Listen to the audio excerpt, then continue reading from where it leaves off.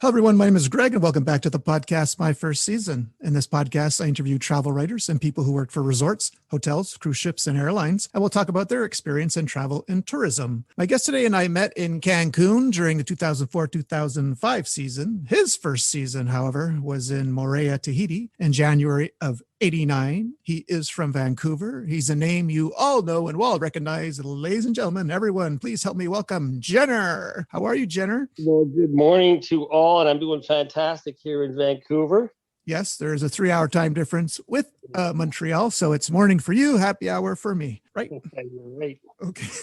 All right. So thank you for coming on the podcast and agreeing to share your story with us. Not a problem. I'm ready to roll anytime you want to go. Okay. So I don't know if you've listened to any episodes, but I'd like you to take me back in time to, just before it all began. Like, where were you living? What were you doing for work? Or were you going to school? Situate me. And then how did you find out about Club Med? Well, it is an interesting story. I was finishing up a degree in physiology. And I had originally started as a Ph.D., but found out that it's about 15 years before I'd actually be working. So I converted it to a master's degree and finished it in December of '88. And that was 8 years of school. So I said to myself before I started an MD, which I never actually did because I was in Club Med, that I would take 6 months off. So I gathered up a bunch of friends, and it ended up being many would know Hammer, of course, and my brother Cheese. So we decided to go on a vacation in the South Pacific for 3 or 4 months.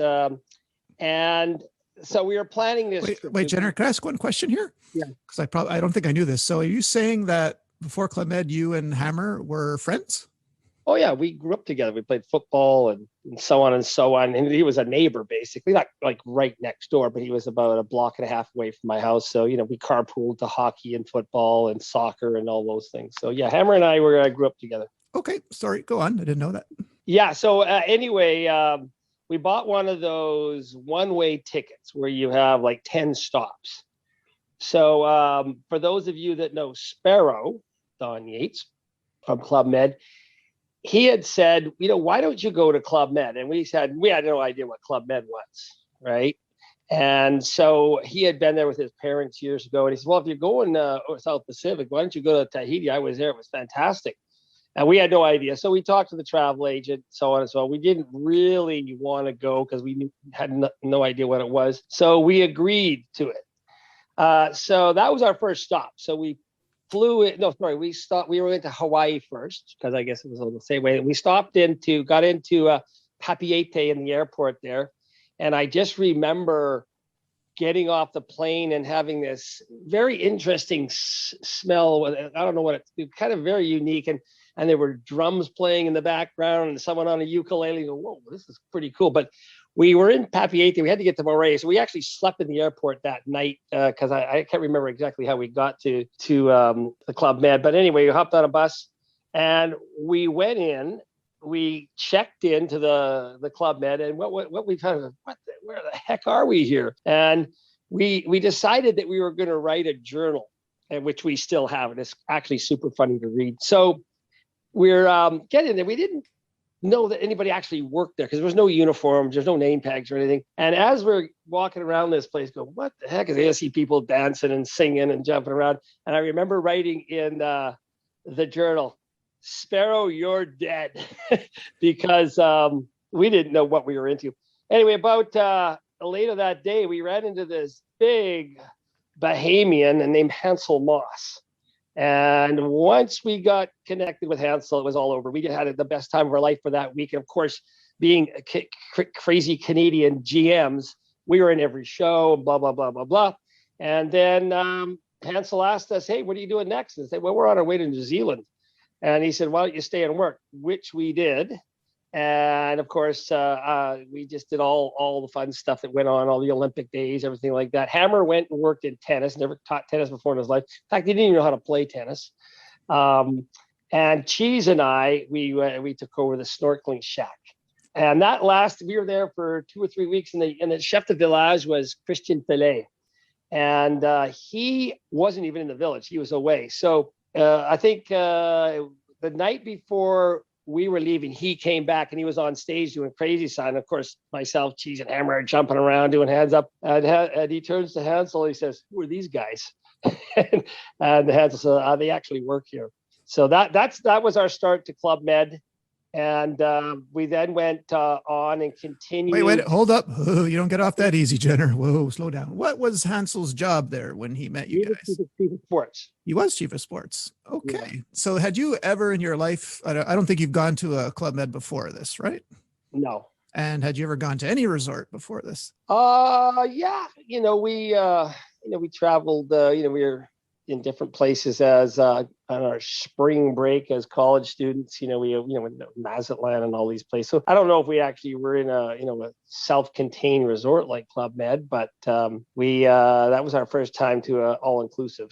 I think. So how did you adjust to the 7-day a week, no days off? I don't know your hours there, but I know they're pretty long. So did you have any trouble adjusting to that? No, like I said, that was a short stint. It was that was our first experience with Club Med, and we had lots of energy. I mean, we were young and stuff. And here's another interesting thing is that when you go there, you think everybody's super young.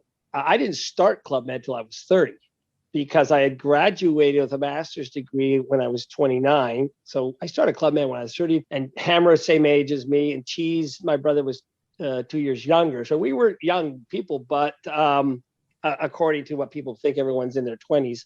Early 20s. But we had lots of energy. We had no problem. We stayed up late at night, got up early in the morning, did all the events. Food was great. Of course, we just ate as much as we could because that was real exciting to us to walk into a buffet. And in Moorea, I don't know if you've ever been there, but Moorea was all sand in the restaurant, and you could go in barefooted, no shirt. Oh, really? Yeah. And we learned how to wear a perio at the time. So, we were walking around in dresses basically, and coming from Canada. So Canada, those days, that's a conservative place, Canada. And, you walk into Club Med and everyone's hugging each other, right? And you got all the French people kissing each other. So we were a little bit uncomfortable with it. I mean, I don't really ever think. Well, yeah, this comes to my culture shock question. So I assume sounds like you had quite a share of culture shock. Well, I don't think I've ever hugged Hammer in my life. Okay. What are we doing, bro? So you passed up a vacation to New Zealand to work au pair in Tahiti. Is this correct? We did. We actually did go to New Zealand for 2 days. Okay. Oh my God. Are you serious? 2 days? It takes 2 weeks. So we were 1 week as a guest in Club Med, 3 weeks au pair, and an au pair. But we had just over 3 weeks in New Zealand. So we flew into Auckland and hung out for 2 days, and then we headed off to Australia. But what was very cool about that was we met so many Australian, and this is the bonus about Club Med. Every week you're meeting 400 or 500 people. And of course, being the way we were, we were meeting everybody because we're fresh and young and whatever you want to call it. But when we did go to Australia, we just went from place to place to place and hung out with people we met in Club Med. Well, that was really cool. It was good. Okay. But so just to back up a bit, we have a Hammer, we have a Cheese, a Sparrow. Were you always Jenner? You never got a nickname? Yeah. Okay. Just Jenner. Well, Jenner came up. My real name is Greg Jensen. Get out! What a beautiful name. Sorry. Hammer's name is Christopher Wayne Keeley, and now he's gone by Hammer for so long. And then Cheese has been Cheese since I can ever remember. I don't know. We started calling him Cheese. So there are many. I don't even think that many people know what my brother's real name is or Hammer's real name is. He's just known as Hammer. And most people know me as Jenner, but in business and stuff, of course, I have to go by Greg and stuff. So it kind of goes both ways with me. But our group here in Vancouver, we all have nicknames, and many of my friends over the years came in and actually worked au pairs throughout the years of my time in Club Med. So there's been a lot of exposure, including my sister and another brother. So we've had a lot of exposure to Club Med, and it's always been fantastic. And most recently, Cheese's daughter just finished 5 years traveling around the world as a sailing geo. So that was kind of cool.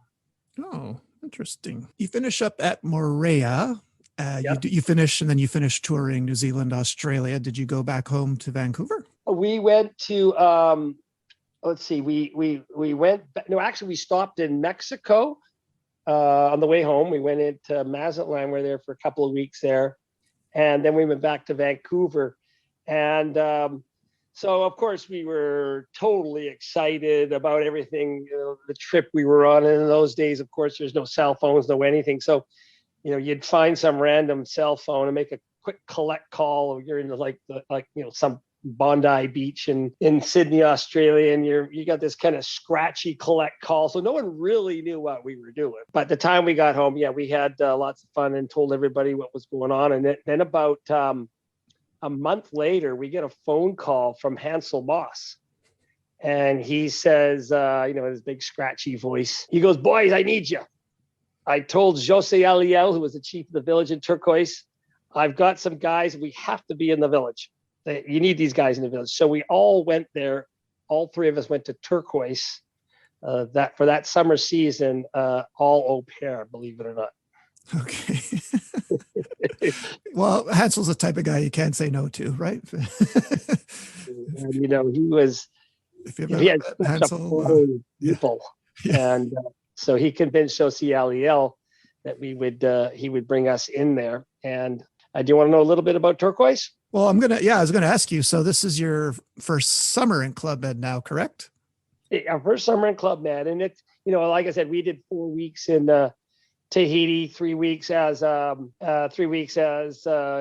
GOs and 1 week as a guest. So we go into Turquoise and we don't have any jobs when we go in there. He just says, "Come on, we'll figure out what you guys are going to do." So we got everything in order, and Hammer quit his job. He was a realtor at the time. I deferred my entrance into medical school, and my brother was working for a supermarket, and he took a buyout, which they were offering, because in those days he was making, this is 1989, he was making $22 an hour working for a grocery store. So they were trying to buy out all these. Anyway, everybody deferred or quit what they were doing, and we hopped on planes and we headed off to Club Med. Club Med did pay for the flights. They sent us tickets, and Hammer went a day earlier than us, and Cheese and I came in a little bit after that. And we were met at the airport by Hansel, and he brought us to the village. And it was, Jose is very, very sharp. I don't know if you've ever worked with Jose Alia, but he was one of the most strict but best chiefs of the village I ever worked for. When we arrived there was a lineup of GOs, all imperios, just to just to welcome myself, Hammer, and Cheese. So we were, well, this is cool. And there were a few people that had worked in Tahiti with us that were there. One was Alain Belray. We called him Popcorn. He was a water ski GO, and about 5 or 6 other people that Hansel had already brought in. So we knew some people there already, but it didn't take long for us to get into the GO team and get to know everybody. So that was great. So they didn't really have a job. Hammer, what did Hammer do? Hammer went to water ski. Yeah, so Hammer went to water ski, and Cheese went to sailing. And I was a physiologist, a kinesiologist. So they said, you know what, you're gonna go into the gym and you're gonna train people. So I was the fitness GO for the season, and that was a lot of fun. So I had a pretty good job. I could go off and do volleyball tournaments. I had a lot of freedom, so it was pretty good. I wasn't really tied to anything, but I'd get guests in there, and we would go through training programs and so on and so on. So that was our start in Turquoise. All right. So let's talk about something that happens every summer in Club Med. And I did my first one in Turks, my first season. So July 14th rolls around. It's Bastille Day. Did you have any idea what was going on? No. But what's good about Jose is that he has a meeting well in advance of everything. Right? Good, good idea. Yeah, he was sharp. So there wasn't anything missed with him. So it was explained exactly what was happening, but he had a program that was intense.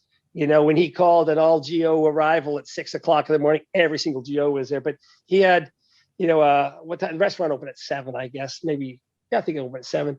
Every single morning there was an entrance to the restaurant. First, some particular GO. God. And so he had the program all laid out, but every meeting before the week, he'd go over everything. So you knew exactly where you had to be, exactly what time, and exactly what you were doing. So it was pretty easy to do a good job. Did they ever throw you in the shows at all? Did you? I'm the worst possible dancer that could. All three of them were horrible. So they kind of threw us in the background, and we had a great choreographer there. Her name was Patty. And anyway, she got us doing I don't know, whatever, the kickball change and a few things. Pas de bourrée. Yeah. Okay. Yeah, we learned how to clap our hands on rhythm, and but even though it was intense, we had and Jose sat there and watched the rehearsals. We had a great time in rehearsals. Because the rehearsals were every day. After the show, you'd have a rehearsal, but some of them went real late. But the shows were sharp, and they were really good. But yeah, we got in every show. We were pretty well in every single show. We did the Rocky Horror Picture Show. We did Big Thing of Grease. We did a Michael Jackson Beat It show, and then we did the mandatory French show for Champagne, whatever it was. We had to wear a bunch of. We did the can. That's a staple for the French guests to do the can and a big. Big flamboyant French show with feathers and all. I'm sure you've done several of those. Yeah. So this was your first village with New Yorkers. So did you have any New Yorker culture shock? Yeah, we did. We first of all we thought they were faking their accent. We didn't actually believe someone actually talked like that because you watched, television. And so that was a real shocker that, you guys don't actually really talk like this, but the New Yorkers would come in there on these flights. And of course they were ready to roll. And Jose every so often would send a couple of GOs on the plane. They'd have two charters come in from New York City. So come in the morning. Then he would send a couple of GOs on the plane to greet the guests in JFK. So the whole plane was New Yorkers. And so by the time those guests got in there, they were doing hands up and everybody was, of course, partying and so on. So, but the New Yorkers, yeah, they certainly created the ambiance in Turks and Caicos. What year were you in Turks? 94 summer. Yeah, so that was still the rockin' times with the New Yorkers for sure. Do you have a Jojo the Dolphin story since you were at Turks? Lots of Jojo Dolphin stories. Of course, give me your best one. Well, okay. The one that I found the funniest was that we'd be out in the water ski dock, and out of nowhere, the dolphin would show up, and everyone would, hey, the dolphin, and someone would be in the water, and they'd go water skiing, and the dolphin would just tap the water ski so that the person would fall in the water, and it kept doing that, and then so we'd bring the person out of the water, someone else would go in. And that person would do a couple of laps, and then they'd put that same person back in the water. And out of nowhere, Jojo came back, so we'd pick on one individual, so that person could not water ski for the day. I thought that was the funniest thing. And people, Jojo had, I don't know whether it was scent or whatever, would pick on one person, and there was many more Jojo stories as well. But it's like Don Rickles. Yeah, once he zeroes in on you, you've had it. Okay. So did you ever get used to crazy signs? Did you like, I guess it's I always like crazy signs. Still love it when I hear Hands Up, Come On. And, even at those reunions and the stuff, what, I don't like the fact I go to Club Med now, they don't play Hands Up enough because that really is the anthem of Club Med. But no, I had no problem with crazy signs. And like I talk about Josie Allier, he had a very strict program. Every single GO had to be on that stage. So we would, if we weren't in the show, we would, head off to a GO room or something, and we have a couple of beers or do that kind of stuff. And as soon as we heard the music, everyone just go running through the village to get on stage, because all the GOs would be on stage and we'd be doing Hands Up or whatever else. And then he'd take a quick look, and sure enough, next meeting, he would say, okay, on Tuesday, I didn't see so-and-so at Crazy Signs. Can you explain why you weren't there? So he knew everybody that was on that stage. It's just a quick look. And Hansel always took over after the initial one. And then, of course, we moved outside to do more stuff. But the Crazy Signs was always a lot of fun. And, Turquoise is the place where everybody's on top of the world, partying. And so I thought the Crazy Signs were always real good. In the 2.5 years I spent with Hansel on Columbus Isle, he always talked about your Olympic days. So Olympic days with Hansel was pretty epic, right? Like you started the night before or even 2 days before, correct? Yeah, you got and he always picked the GOs that had a little bit of energy. When we were at Turquoise, we had Grant Simmons and all sorts of real, crazy kind of GOs. So he had no problem getting a white team captain and a red team captain, and he'd go around the restaurant and do all your, recruiting. And he was just so good on the microphone that he created the ambience for it. And, we got away with doing a lot of events without having to push the guests, because sometimes you get in those villages, as you know, and you feel uncomfortable asking someone who's reading a book to put their book down and come on play. But Hansel was so good at getting everybody involved that most of the time the whole village was involved and ready to have some fun. But one of the funnest times we had was getting evacuated for Hurricane Hugo. And I don't know if you've been in any oh yes, but that's one of my questions. So you were in Hugo, so that was a big one, correct? It was, and I was also with Hansel. I'll tell you a little bit. I was also in, and this is a great story later. We were in Eleuthera for Hurricane Angie, but we got evacuated for Hugo. So basically, all the guests left, and we just went through the entire village and putting boards up on the. And we got this all on video. It's a great video to watch when all the GOs were sitting down on the water ski dock and it all been boarded up and everything been put away. And we're waiting for the planes to arrive. So some GOs hopped on a plane and went to Cancun to work there. But the rest of the GOs, we went with Socialia. I guess there was about, it was a whole plane full of us, maybe 70 of us that went to. The GO teams were big back then. The GO teams had 130 GOs on the team. We all went to Sandpiper. Now, Sandpiper was, of course, a very quiet village. Greg Schneider was the chief of the village there. And we arrived in, before that, this is an interesting story. So the airport in Turquoise is a disaster. There's people everywhere, everyone's leaving. There's planes coming in and out. There's people with their jets taking people. So Jose decides that he's going to send myself, Cheese, and 3 or 4 GOs to go down to the airport and help organize things. So I have my Club Med safari hat. I don't know if you remember those safari hats they were selling. I had this nice orange one that had Club Med on it, and I was wearing a nice white shirt because I guess, I don't know. So our guests were down there. We head down to the airport, and we start helping with baggage and directing people and putting Club Med people and people that aren't Club Med. And then a camera comes in my face, right? And so, what's going on here? And so I started answering questions and telling what we're doing and where we're from. I'm at the Club Med. We're brought down, blah, blah, blah, blah. So we fly into Sandpiper and we get off the planes and Greg Snyder comes. I need to find Jenner. Well, that's me because I had never met him. You need to come to the office. So I go to the office. Then I'm on a phone call with Paris. And all the big bosses of Paris, they want to know exactly what I said because I was all over the world on television.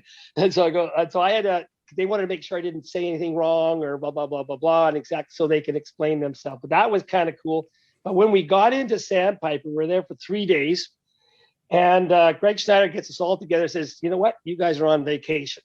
Have a great time. And we just tore up that place. The nightclub was full, all the sports were full. The GO team in Sandpiper had a great time with us there. And then we went back to the village. Nothing happened. Hugo bypassed Turquoise. So wait, let's go back to the cameras. So you had to. So Paris had to get you on the phone. Did they know you were an au pair? So you basically had an au pair speaking for the company. I was presented for Club Med, and they were asking me all these questions about Club Med and how does Club Med handling this. I said, we're fantastic. Look, we got all our guests here. We got 4 or 5 of our staff members right here. All the bags are lined up. We did this. What is it like in the Club Med resort right now? oh, let's do it. We're doing pretty good there. Blah, blah, blah. And I kept telling them all this stuff. And now what is Club Med's policy on blah, blah, blah. And I said, well, I don't know what their policy on what happens to the guests. I'm sure, I said something like, I'm sure they'll get a free vacation or something like that. Oh, okay. So anyway, I had to talk to Paris and stuff, and they were fine. They just wanted to know what I said. About how long were you at Turks and Caicos au pair? I was there 7 months. 7 months. Were you there for Christmas, New Year's? No. So let me see when I arrived. So I arrived there, I think at the end of May. It's June, July, August, September, October. Sorry, I was there for 5 months. 5 months, sorry. Did you do a third au pair season? I was actually 6 months there, sorry, because I came at the beginning of May. Sorry, go ahead. Did you do a third au pair season after that? No. Okay. But I did many au pairs after I stopped in the end of beginning of 95. But we all went to Playa Blanca with Hansel. On contract? Contract. Okay, yes. so you finally got paid after what? I guess over a year of au pair, I guess, to get all together. We didn't care though. Yeah. As a Canadian, we go, oh, this is the greatest thing. They feed you. So the money wasn't even a thought, right? Yeah. And in those days, don't forget, when you're, and all the geos were good, but when you're out front, everybody in turquoise, the New Yorkers, they just want to give you everything they have.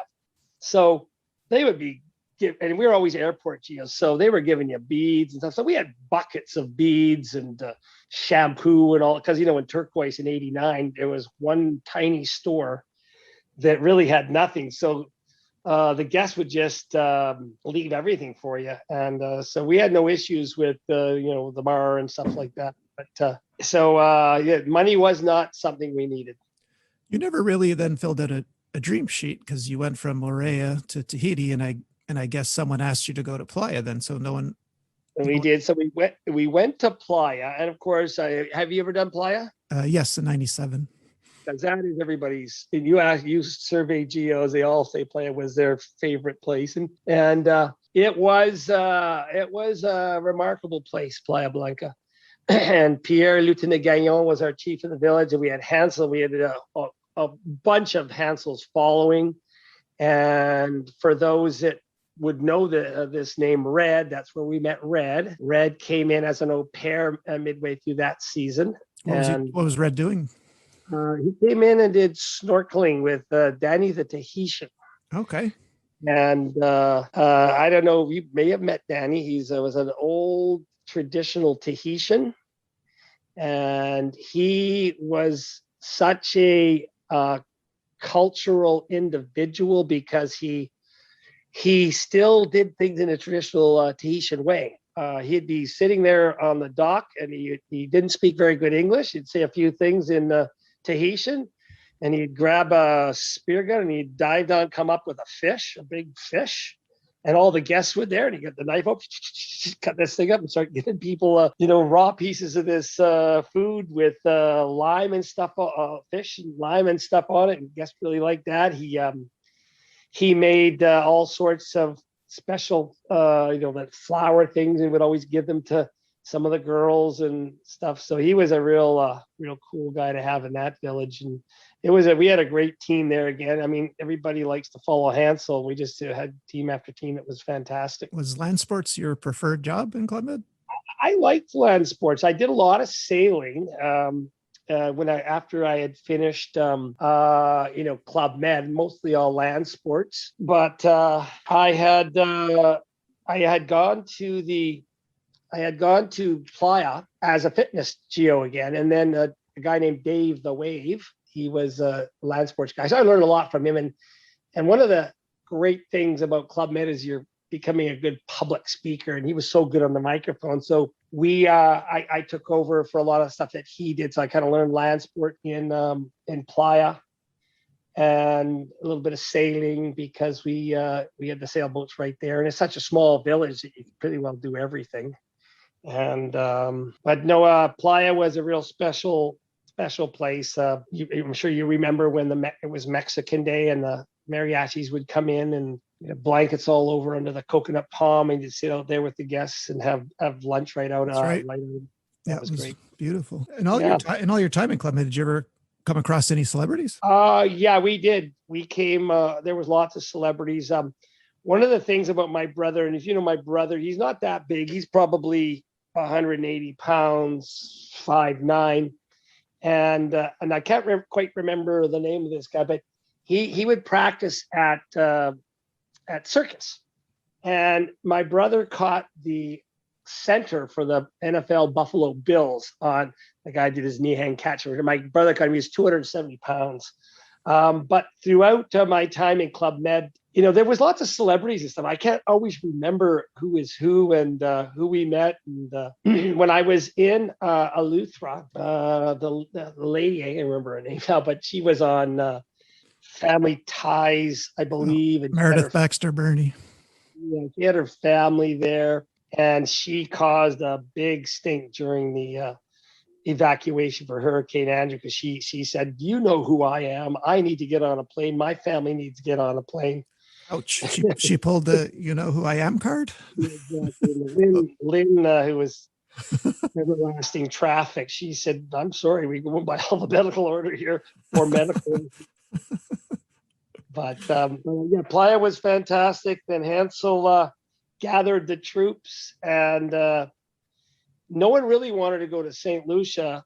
Pierre-Lieutenant Gagnon said, but Hansel said, "I need you guys." So we all, Hammer and Cheese and Red and Scott De Palma, we all went off to St. Lucia. And that was also fantastic. This happened to me last night again. So I'm going to ask you, so all the years you've done in Club Med, do you still to this day get a recurring dream while you're back working in Club Med?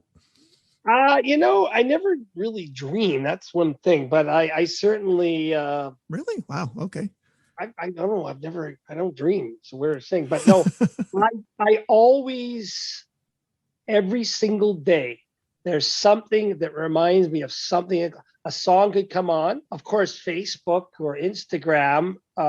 Constantly, there are GOs that be sending out something, whether it's an old picture or even just a picture of their family. You kind of look at the profile and you see all the fun things. But pretty well every day, someone you met in Club Med, GO or GM, is sending out something in social media which reminds you of the great days you had in Club. And I don't remember any negative days. I'm sure I had some, but all my experiences all been positive. What about when you're putting on a certain sunscreen? As I had another guest tell me, he puts on a sunscreen that he wore in Club Med and it takes him right back. Yeah, well, don't forget, when we started, there wasn't really sunscreen. So we had the zinc, there's a white zinc on the nose, right? No, exactly. And eventually when sunscreen became real popular, of course, the Sailing Shack would always have loads of it. So I would just go by there and throw a little sunscreen on. And but particularly working on the beach, sunscreen didn't stay on that well because you're in and out of the water. You're doing all sorts of things that rub it off, sand, everything like that. So, well, you know what? I don't think I have any skin damage so far. For all your seasons, all of them, au pair, contract, you have one good story, funny story, interesting, clean, appropriate story that the listeners might like? There are so many stories. No, I know. Give me a. I'm just trying to think right now. Give me a double whammy. Well, let's see here. Well, here's a what about Playa that was always kind of fun. So I arrive in Playa Blanca, and I'm there. Pierre had just arrived. Andrea Livingston was on her way out. And I'm going for the morning walk.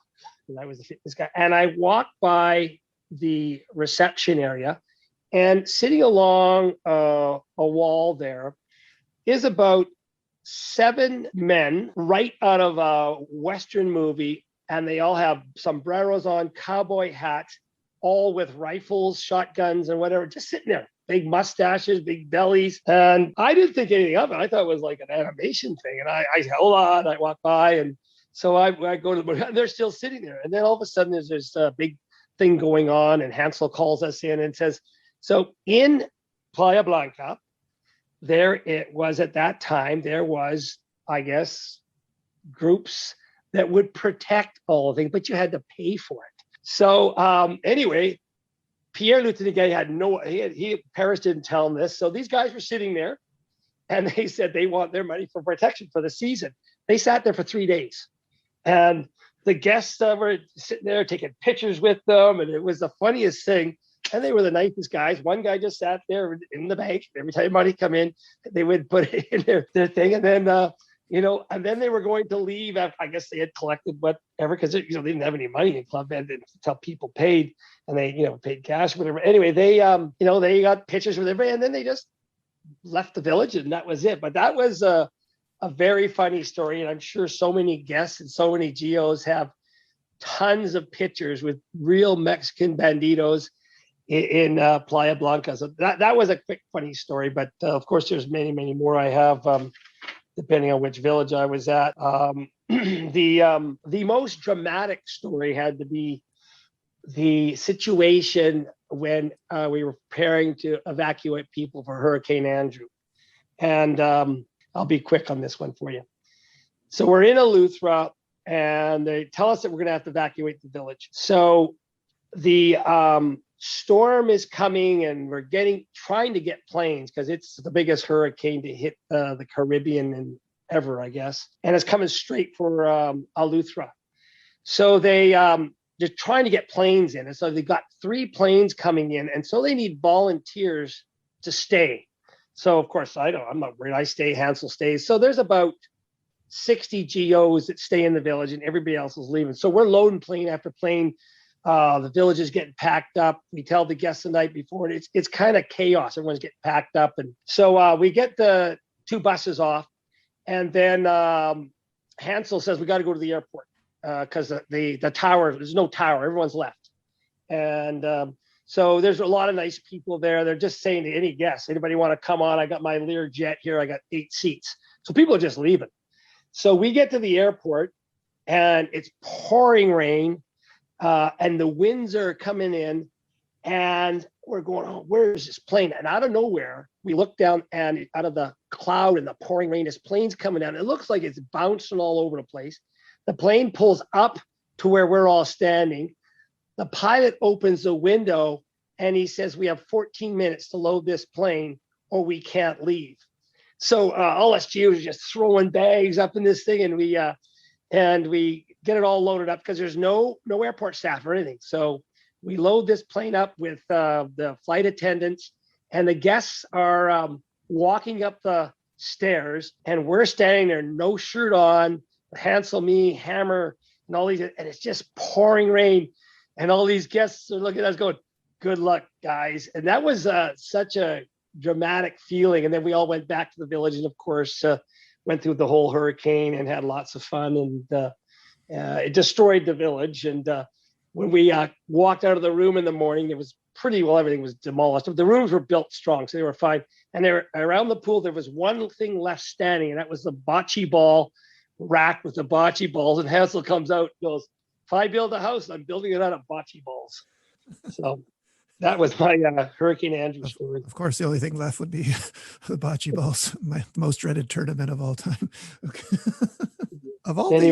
Of all the seasons you've done, because I like to ask this question to see if how people answer. Do you consider any of those seasons magical, or were they all, would you just use different adjectives? Every season was unique. And at the end of the day, it never really mattered where you were. It was who you were with. And we had such a great time. And every season, new people would come in, and they become great friends of yours. And I talk about the magic of Playa Blanca, and that still exists. And most GOs that I talk to still talk about the ambience of Playa, regardless of your chief of the village or whatever. I did a lot of time in Cancun. I have a real affinity for Cancun. I enjoyed that a lot, and went back many times as au pair. Did 2, well, don't forget, when I started, it was 6-month seasons, but I did a full, I did 14 months in 94. And then I was with Socialel in 91. But Cancun had a different ambience about it. I always really liked Cancun. I did Copper Mountain. That was a totally different ball game, but I totally enjoyed that as well. So it's really hard for me to pinpoint. But if you ask me, the most magical place would be Playa Blanca. All right. And last question. If there's anyone who's on the fence, future GO, about joining Club Med, should they try it for 6 months? Absolutely. My niece, when she got old enough, Hammer, of course, works out of Miami, and he said when she's ready. And fortunately, she got to go to all over the world. Her first season, I think, was in Ixtapa, but then she went right from there. She went to Malaysia, Ria Bintan. So she got to really travel. She got back last fall from 5 years in Club Med, and she had a tremendous time. And so, of course, my kids want to go to Club Med, and we continually send people to Club Med. We will give Hammer or Hendel, who's working out of Montreal. We give names all the time, and we've sent lots and lots of people. And you know what? It's a great experience. And you know what? If you don't fall in love and leave with somebody, you're going to meet a ton of people that will be help you in your lifetime going forward. So it's a real bonus, and I would say yes. Excellent. Well, Jenner, I'm sure you got like 10 more hours of story, so we probably have to have you on again. But I really want to thank you for taking the time today to share your story with us. I very much appreciate it, sir. No problem. And you have a great day, and all your listeners have a wonderful, wonderful day ahead as well. You heard it from a living legend, Jenner. We'll see y'all next week, everyone. Bye.